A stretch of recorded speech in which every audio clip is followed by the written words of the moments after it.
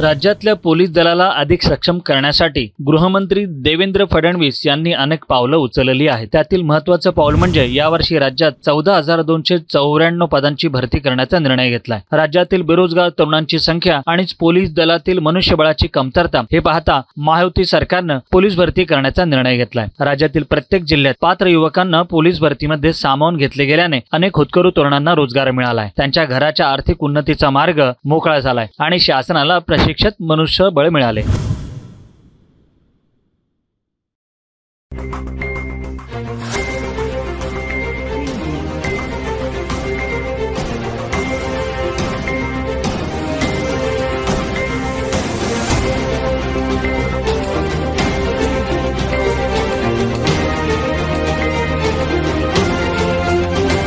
ATV news, बातमी जनकल्याणाची।